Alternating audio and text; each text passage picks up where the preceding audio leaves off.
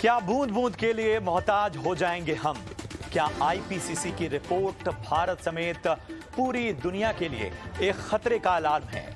क्या दुनिया पर वाकई छाने वाला है जल संकट? और ये जल संकट आखिर है किस तरह का?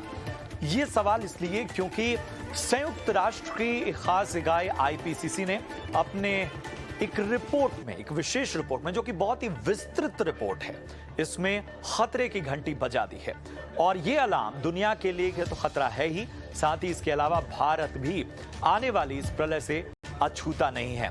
नमस्कार, स्वागत है आपका स्वदेश विशेष में। मैं हूं आपके साथ प्रशांत पांडे। लगातार पिघलते ग्लेशियर्स, झुलसाने वाली गर्मी, साफ शब्दों में कहें तो ग्लोबल वार्मिंग, जिसके लिए शायद हम खुद जिम्मेदार हैं। और इसको लेकर आईपीसीसी ने एक रिपोर्ट जारी की है, जिसके मुताबिक आने वाले कुछ सालों में भारत के तटीय इलाकों की जो 20 करोड़ की आबादी है, उसके साथ ही पूरे देश में अगर हम खतरा देखें तो 40 करोड़ लोग इस सदी के अंत तक पानी की एक एक बूंद के लिए मोहताज हो सकते हैं। और खतरा केवल भारत के लिए नहीं बल्कि पूरी दुनिया के लिए है। और ये रिपोर्ट चिंता पैदा करने वाली है।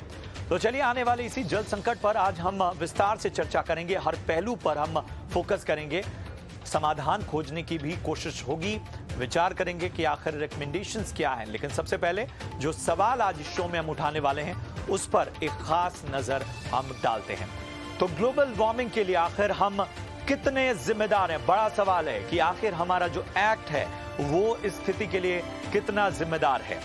हमारा दूसरा सवाल, ग्लोबल वार्मिंग का आखिर भारत पर कितना असर नजर आ रहा है? ये जो रिपोर्ट है वो भारत के लिए आखिर कौन से खतरे की ओर इशारा कर रही है? क्या वाकई जो जिस तरह की स्थितियां हैं, आने वाले वक्त में बूंद बूंद के लिए दुनिया तरस जाएगी? ये बड़ा सवाल। और इसके साथ ही जो समंदर किनारे बसे शहर हैं, आखिर उनको लेकर जो चिंताएं हैं वो किस तरह की हैं? जल संकट, लेकिन ये जल संकट किस तरह का है? क्या हमारी कोशिशों से ग्लोबल वार्मिंग को बढ़ने से रोका जा सकता है? वो कोशिशें क्या होनी चाहिए और कौन सी कोशिशें हो रही हैं? इन सब पर हम चर्चा करेंगे। हमारे साथ खास मेहमानों का पैनल भी मौजूद रहेगा। और इस चर्चा को हम आगे बढ़ाएं उससे पहले अपने खास जो पैनलिस्ट हैं उनसे परिचय मैं करा दूं। हमारे साथ हैं जाने माने पर्यावरणविद देवी गोयनका साहब। देवी गोयनका साहब, बहुत बहुत स्वागत है आपका। हमारे साथ इस वक्त सौमित्र मुखर्जी साहब भी हैं, जो कि प्रोफेसर हैं school of environmental science JNU से। और हमारे साथ मंगेश वागे हैं, जो कि सीईओ हैं स्वदेश फाउंडेशन के, और जो वाटर कंजर्वेशन है, पानी के संरक्षण की दिशा में उनका फाउंडेशन लगातार काम कर रहा है, जागरूक लोगों को कर रहा है। आप सभी का बहुत बहुत स्वागत। सबसे पहले प्रोफेसर, मैं आपके पास आना चाहूँगा और एक चीज़ मैं समझना चाहूँगा कि जो इस रिपोर्ट में चिंताएं जाहिर की गई हैं, इस रिपोर्ट को आपने भी पढ़ा होगा, क्या ये रिपोर्ट जिन बड़े खतरों की ओर इशारा कर रही है, क्या उसका बहुत पहले प्री असेसमेंट किया जा रहा है, या वाकई ये जो संकट है ये वक्त से पहले गहराने लगा है? देखिए, ये जो जल संकट, इसको हम जल संकट ही कहेंगे, लेकिन इसका जो मैनिफेस्टेशंस हैं वो तो हम देख ही रहे हैं। लेकिन इसका अगर जितने भी हम इसके एनालिसिस करते हैं तो हमें इस बात पर, इस नतीजे पर हम पहुंचते हैं कि ये जो ग्लोबल वार्मिंग है, तथाकथित ग्लोबल वार्मिंग है, ये सिर्फ मैन मेड ग्लोबल वार्मिंग की वजह से नहीं हो रहा है। इसमें अगर हम एक्स्ट्रा टेरेस्ट्रियल इवेंट्स को देखें तो उसमें आप ये पाएंगे कि ये ग्लोबल वार्मिंग अगर सिर्फ इसकी वजह होती तो ये जो टेम्परेचर जो है वो ऑल ऑफ ए सडन लो नहीं हो पाता, वो लगातार बढ़ता ही रहता। लेकिन अगर हम देखते हैं कि ये कभी, इसको अगर आप एक सन अर्थ कॉस्मिक कनेक्शन के हिसाब से अगर देखें, जैसे कि मैं देखता हूं, तो उसमें ये मैं पाता हूं कि एक्स्ट्रा टेरेस्ट्रियल जो चेंजेस हो रहे हैं उसका भी काफी हद तक इसके इसके साथ जो है वो संबंध है, काफी हद तक। सिर्फ जो है ग्लोबल वार्मिंग, जो मैन मेड ग्लोबल वार्मिंग, सिर्फ और सिर्फ इसके लिए जिम्मेदार नहीं है। अहम बात आपने कही कि सिर्फ हमारी जो तमाम बातें हैं जिसमें मैन मेड ग्लोबल वार्मिंग जिसको कहा जा रहा है, सिर्फ वही इसके जिम्मेदार नहीं है, तमाम पहलुओं को आपने गिनाया।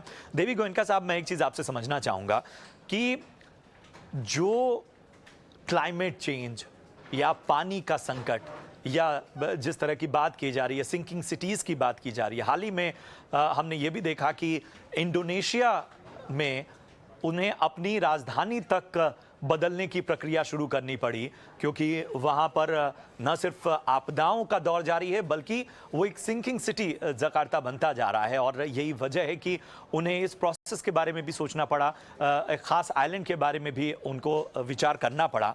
भारत में अगर हम ख़ास संकेतों को देखें तो हम चेन्नई में देखते हैं कि न सिर्फ यहाँ पर पीने के पानी का संकट एक वक्त पैदा होता है, बल्कि एक वक्त में हम देखते हैं कि अचानक से बेमौसम जो बाढ़ का कहर है वो भी इस शहर को, खासतौर पे जो टाउन है उनको लील लेता है।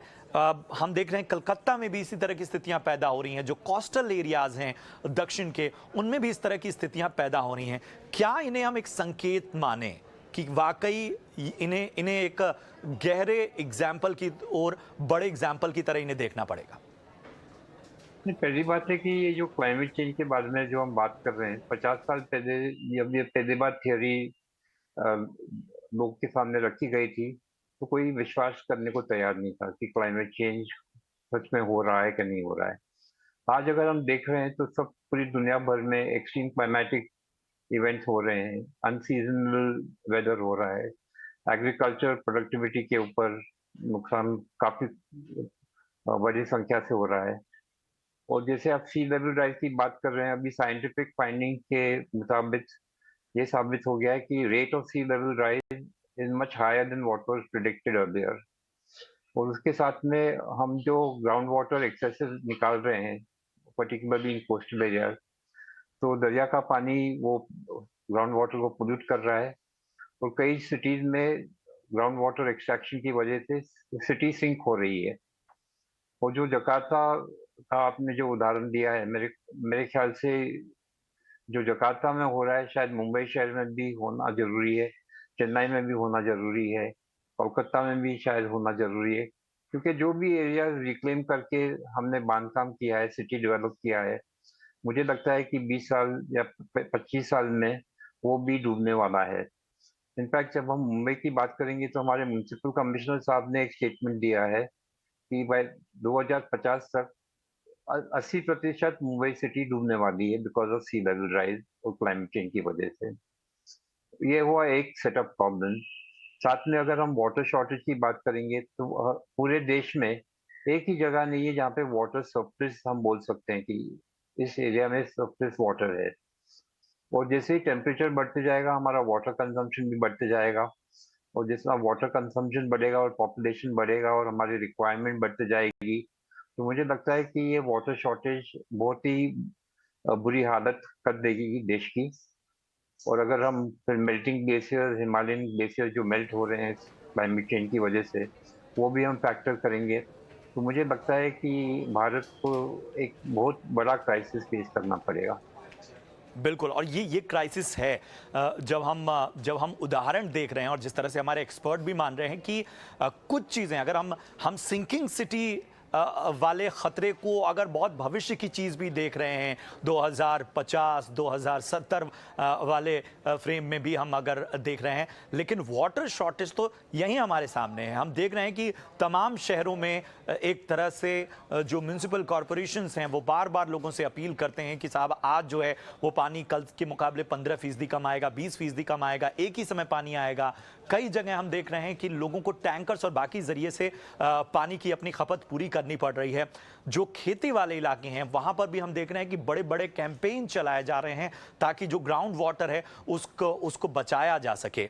और इस बारे में बहुत बेहतर तरीके से बातचीत करने के लिए हमारे साथ इस वक्त बेहद खास मेहमान मंगेश साहब जुड़े हुए हैं। मंगेश सर, मैं आपके पास आना चाहूंगा और जो चीज मैं आपसे समझना चाहता हूं वो ये कि जिस तरह के ऑब्जर्वेशन आप लोग देख रहे हैं, और खासतौर पे मैं वो सिंकिंग सिटी वाले बात पे नहीं, पानी की जो किल्लत है वो खास तौर पे किन इलाकों में ज़्यादा आप महसूस कर पा रहे हैं?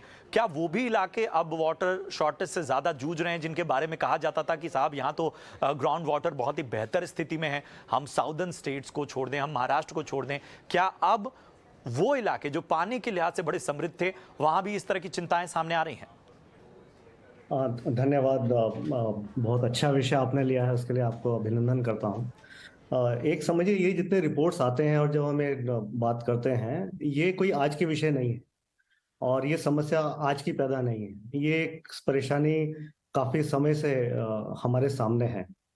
दो चीज़ों पे मैं बोलना चाहूँगा। एक तो जैसा आपने बोला है कि ये जहाँ स्वदेश फाउंडेशन काम करता है कोंकण रायगढ़ में, वहाँ 3000 mm के आसपास से बारिश बहुत ज़्यादा है, लेकिन हम देखते हैं कि जनवरी फरवरी के बाद पानी की समस्या उपलब्धि हमेशा से प्रॉब्लम रही है पिछले कई सालों से।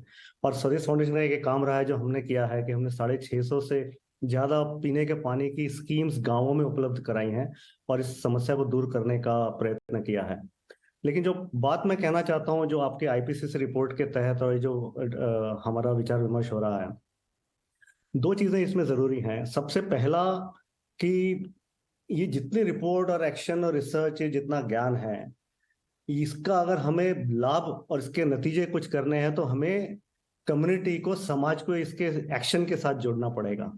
कहीं समाज, चाहे किसान हो चाहे गांव के रहवासी हो, आप केवल शहरों की बात कर रहे हैं, हमारे लोग जो कोस्टल एरिया है या गाँव में भी रहते हैं, वो लोग चाहे किसान हो, सबके सामने ये समस्या है।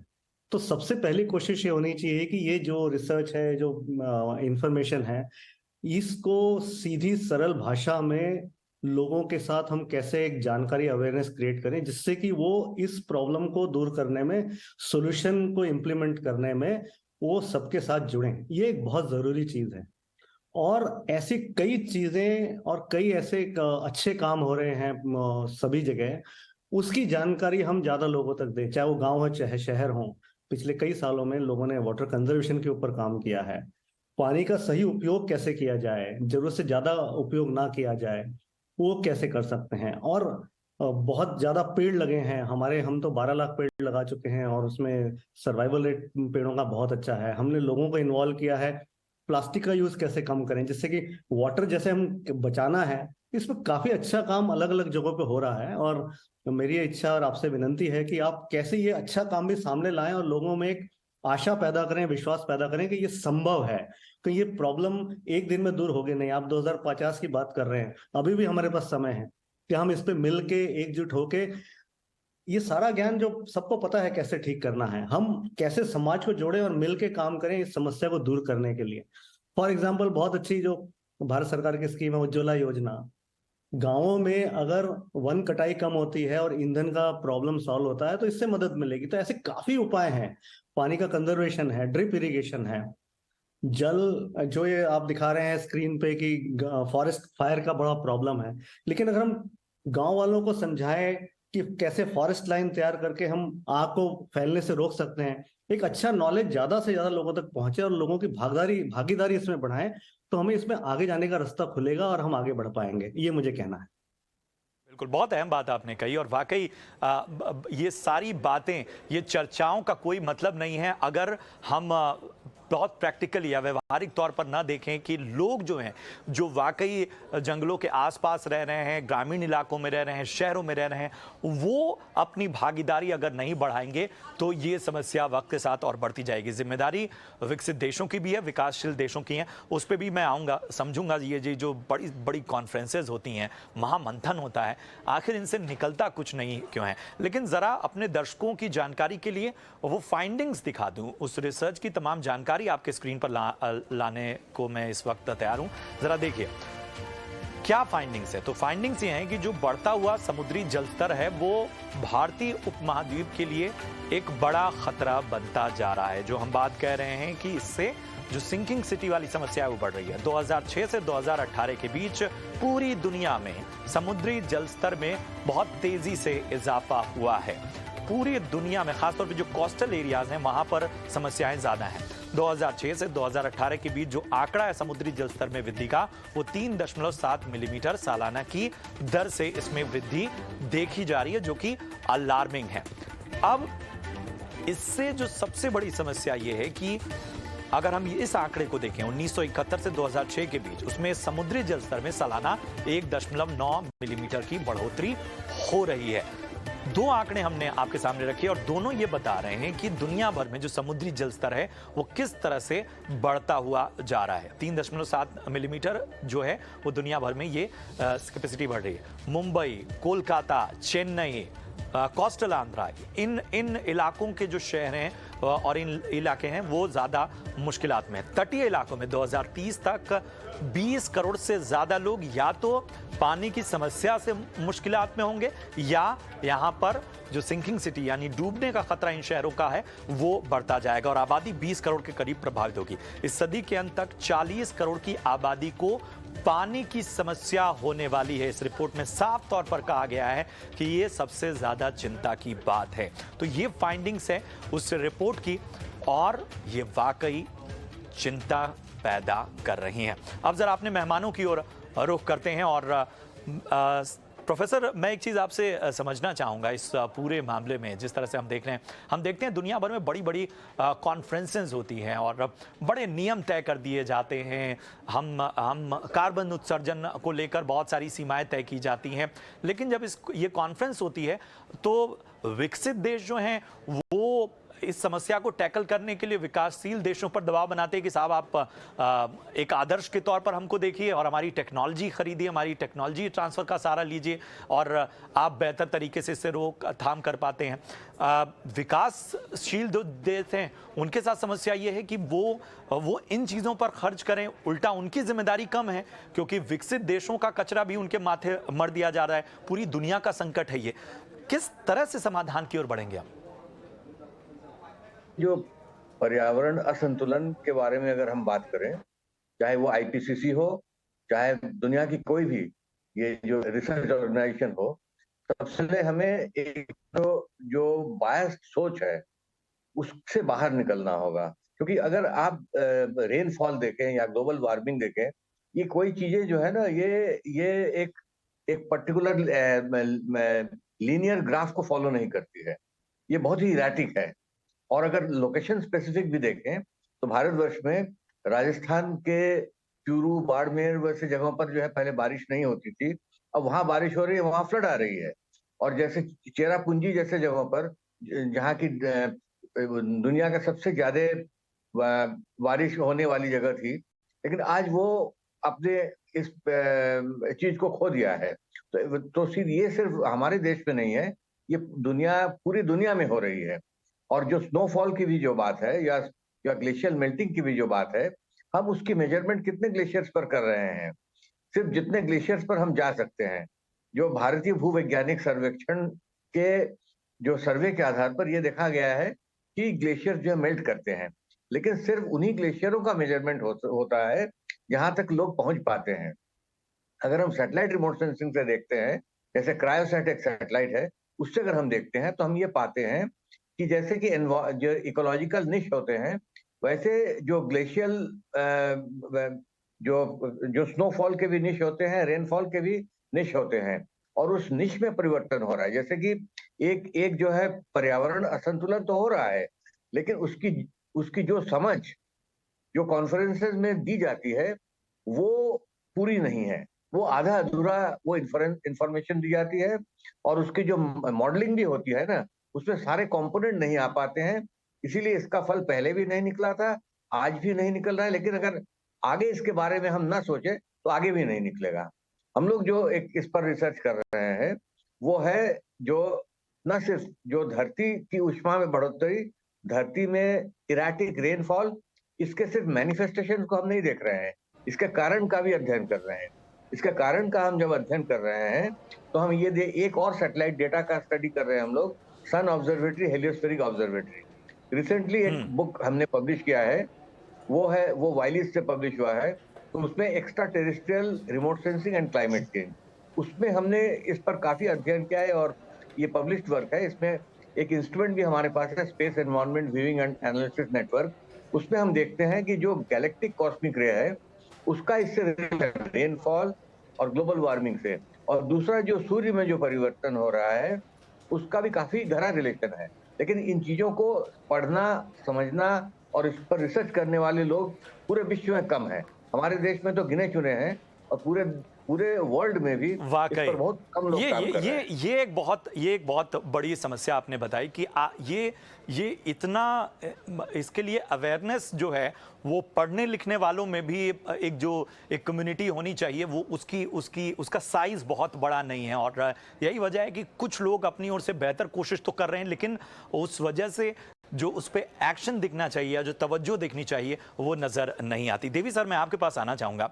भारत जैसे विकासशील देश के पास तो दोहरी चुनौती है। एक तरफ हम देखते हैं कि हमें तेज़ी से आगे भी बढ़ना है, दूसरी ओर हमें पर्यावरण और बाकी ग्लोबल वार्मिंग की चिंताओं का भी ख्याल रखना है। ऐसे में रास्ता क्या है? क्या हमारे पास वो एक तरह से हमारी जो मजबूती है जिसके ज़रिए हम तरक्की की राह भी बेहतर तरीके से तय कर सकते हैं और इसके साथ ही पर्यावरण का भी ख्याल रखा जा सकता नहीं, पहली बात है कि देश की तरक्की होना जरूरी है, उसमें कोई दो मत नहीं है। इंडिया का डेवलपमेंट होना बहुत ही जरूरी है, बट हम किस तरह डेवलप करेंगे वो बहुत बड़ा सवाल है। जो वेस्टर्न देश ने गलती की है, अगर वही गलती हम दोबारा करेंगे तो is that the right way to go ahead, या और भी कोई दूसरा तरीका है? जब हम इंफ्रास्ट्रक्चर की जैसे बात करते हैं, हाईवेज बनाए, रेलवे बनाए वगैरह वगैरह, तो हम सोचते हैं कि ये इंफ्रास्ट्रक्चर बनने से सिटीजन का फायदा होगा। मेरा सोच थोड़ा अलग है कि हम अगर इंफ्रास्ट्रक्चर देश का डेवलप करना चाहते हैं तो हम ये आर्टिफिशियल इंफ्रास्ट्रक्चर, हमारे नेचुरल इंफ्रास्ट्रक्चर को डिस्ट्रॉय करके नहीं करना चाहिए। अभी मेरे ख्याल से फॉरेस्ट को बचाना बहुत ही जरूरी है। जो भी बायोडाइवर्सिटी बची है देश में, उसको बचाना बहुत ही जरूरी है। झाड़ काटना एकदम बैन होना चाहिए, झाड़ ट्री कटिंग के ऊपर वगैरह वगैरह। बट हम देख रहे हैं कि हमारी जो पर्यावरण मंत्री हैं, वो ऐसे डिसीजन दे रहे हैं कि शॉर्ट टर्म गेन के लिए लॉन्ग टर्म सर्वाइवल का रिस्क बढ़ रहा है। अगर आप वो जो सिंकिंग सिटीज की बात कर रहे थे, डूबने वाली सिटीज की बात कर रहे थे, तो 1989 समय में कम है मेरे पास। बिल्कुल सर, समय कम है मेरे पास। मैं आखिरी एक रिमार्क जो है मंगेश जी से लेना चाहूँगा। मंगेश जी, संक्षेप में आपसे जानना चाहेंगे, आपको क्या लगता है कि ठीक है, आप ग्रामीण इलाकों में और ख़ास तौर पे बहुत से ऐसे कोंकण रेंज में काम हो रहा है, क्या आपको लगता है पूरे देश में ख़ास तौर पे शहरों में जो अवेयरनेस पानी के बचाने के लिए या वाटर कंजर्वेशन के अलावा बाकी पहलुओं पर जो अवेयरनेस होनी चाहिए, उसमें कुछ काम नहीं हो रहा है, अगर मैं बहुत सीधा आपसे पूछूं? नहीं, ऐसी बात नहीं है कि इतनी निराशाजनक और वो परिस्थिति नहीं है। ये विषय इतना बड़ा है। देखिए, आज जो परेशानियां हम देख रहे हैं, ये आज की प्रॉब्लम नहीं है। शायद पिछले 20-30 सालों में हमने जो गलतियां की हैं दुनिया ने, उसका हम नतीजा भुगत रहे हैं। और जैसा आपने सवाल शुरू किया कि इतनी कॉन्फ्रेंसेस होती हैं, मैं आपको उदाहरण दूंगा इंटरनेशनल सोलर अलायंस, जिसमें भारत का एक बहुत अग्रणी उसमें स्थान रहा है।